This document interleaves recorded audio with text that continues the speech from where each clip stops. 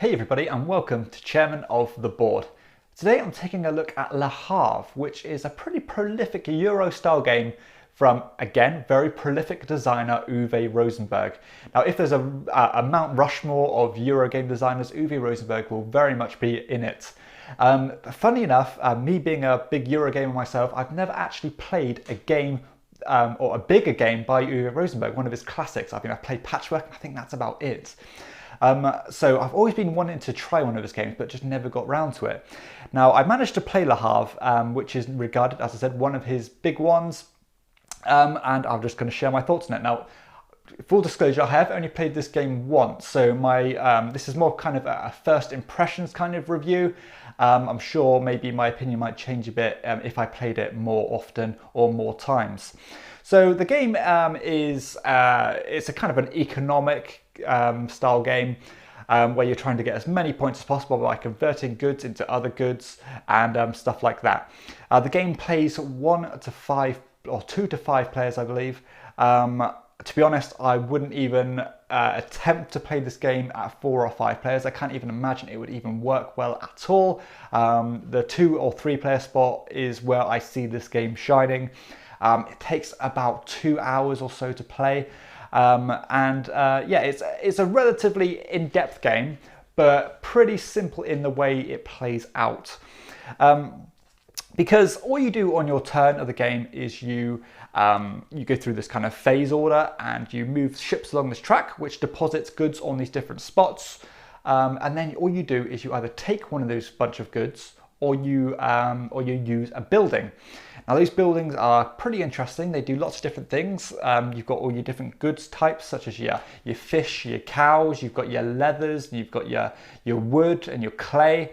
And you are converting all these goods into making new buildings, or converting them into money, converting them into energy, which lets you use different buildings to maybe cook your fish or stuff like that. And you're basically, every turn as well, you're trying to feed or feed yourself, because depending on the player count, every round you have to kind of give a certain amount of food away or suffer a penalty. If you can't pay the kind of excess in food that you can't afford in money, you have to take out a loan. And if you don't pay those loans out by the end of the game, then you suffer more negative points. So there's this real nagging in the game where you just have to constantly pay for food. You're always worrying about it. And for me, that is the lasting impression I got from this game. I found the feeding your workers absolutely crippling. I mean, it was suffocating me throughout the whole game, and I just felt like I was really treading water with it. I've heard this is kind of a running theme in in Uwe Rosenberg's kind of games. I mean, Agricola is quite famous for doing this same kind of thing, where you do have to constantly feed your workers, and if you don't, again, you're pretty much doomed to failure. So I spent the majority of my game just completely focusing on not risking not being able to feed my workers. So I always made sure I had enough food. And sometimes I was really scraping along, but I always managed to do so. And I think that kind of is a more kind of psychological thing, because I think it's pretty much proven that if people would rather not lose a couple of points rather than gain loads more. So this game really does play on that. And me personally, it's like a mental thing where I can't suffer negative points. So it's just something to really, that kind of didn't gel with me very well. But mechanically, I think the game flows excellently. And there is so much kind of different strategy paths you can go down. There's lots of things to explore. The way the buildings work together is so interesting. You can buy buildings for yourself and other people can still use them. Every player gets one worker, and if they put them on a building, nobody else can go there. But much like other games, kind of famous games, Lords of Waterdeep, if people use your buildings, which they're allowed to, they have to pay you a little fee to do so, such as food or money or something like that. So there is an incentive to owning the buildings. Not only do they give you points, but they also can kind of accumulate you goods throughout the game as other people use them. The game also has a good amount of strategy to it, and I think the strategies will develop more and more you play it. I think the first time you play it, you're at a bit of a disadvantage if you're playing with somebody else who does know what they're doing. I like the way that there's kind of 3 rows of cards, which are your buildings, and they are actually kind of spread out. And what I mean by that is that they're spread in a way that you can see the resources that you need to build the upcoming buildings. So therefore you can plan accordingly, and you're not really much at the mercy of what you might have at the right time. So it's not as much circumstantial. Again, you can plan ahead, adding further strategy to the game. There are also special buildings as well, which contribute to end game scoring. And I do really like the way that the goods convert into one another. I think that's really where this game shines. For example, if you have a bunch of cows, you can use the abattoir, turn all those cows into meat. Also get a bit of leather on, a bit of leather on the side, and then you can use other different buildings to ship off that leather for money, which is ultimately your points at the end of the game. The person with the most money is going to be the winner.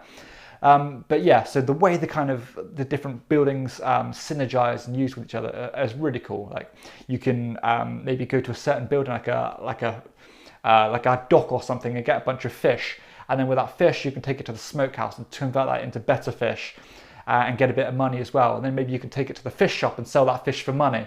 So yeah, the connectivity of the buildings and the kind of the hierarchy kind of structure, the way that they kind of fit together is so interesting, and I do like that a lot. And I think there's a lot to explore there, and it keeps the game kind of having a lot of ways and tracks and routes to go down, lots of paths to victory is what I'm trying to say.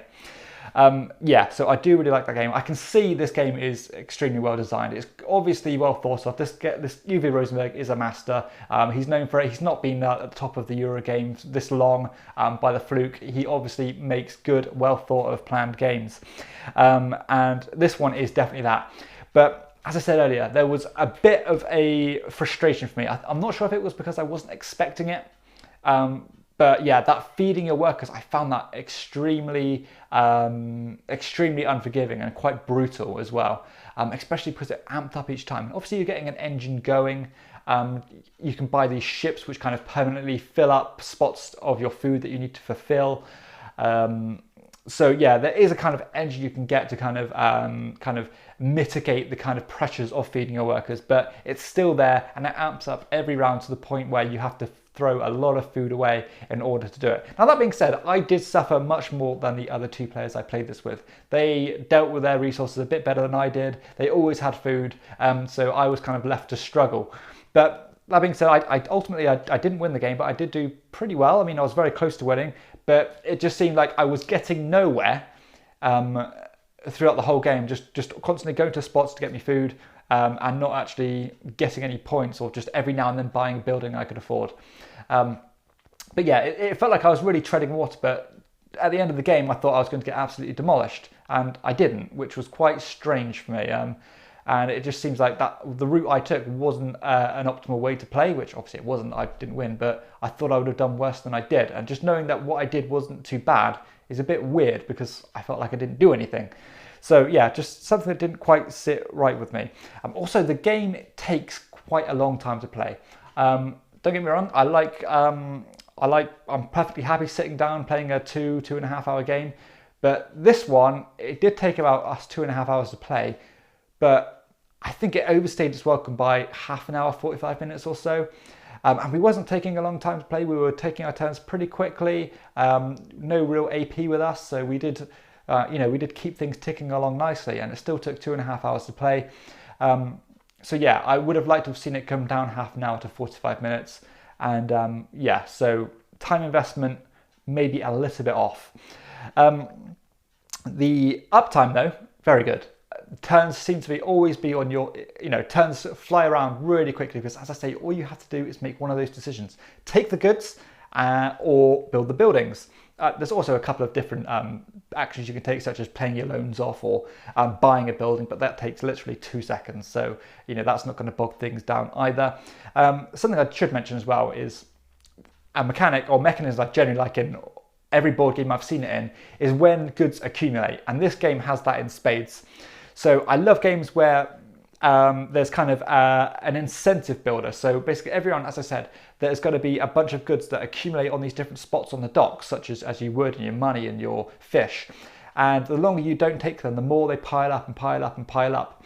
And I love that nagging incentive of, oh, am I going to get there before someone else does? I'm going to take that now. There's just enough there for me. But then someone grabs it just before you. And this does have that. And I do enjoy that part of the game.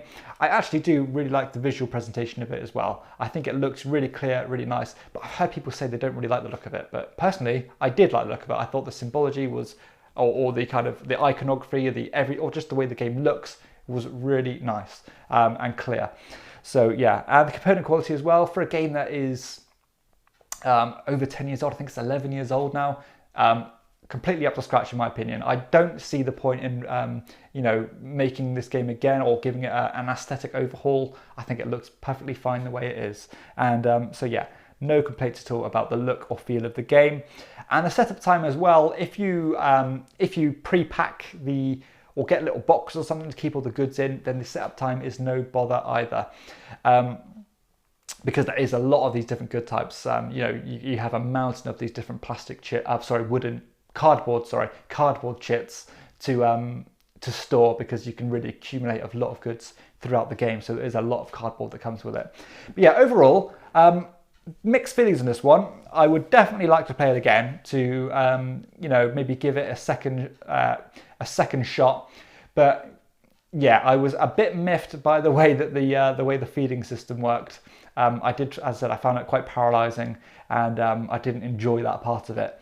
But the strategies, the different buildings, I thought was very intriguing, very interesting, and lots to explore there. Definitely a well-designed game. I thought mechanically it was very smooth and well thought out of, streamlined to a T. Definitely like that part of the game, and obviously this guy knows what he's doing. So overall, undoubtedly a very good game. No doubt about that at all. Is it a game for me though? Yes and no. As I said, I'd like to try it again, but when I think of a Euro game that's going to take me over 2 hours to play, I think I'd rather try something else. But as I said, it's a first impression type of review. I played it once. This is the initial impression I've got. I could be wrong. Please correct me if I am wrong. So I think I felt this more than the other two players I played with. They seemed to tick along a bit better than I did. But yeah, that's my impressions on Le Havre by Uwe Rosenberg. A very good game, but if you don't, if you struggle with paying your workers and you don't want that nagging tension of paying them every work, then give this one a miss. But yeah, I'll be giving it another try. And that concludes the review. If you have liked the review, please hit like and subscribe to my channel and check out my other videos too. For everyone else, I'll see you next time on Chairman of the Board. Bye.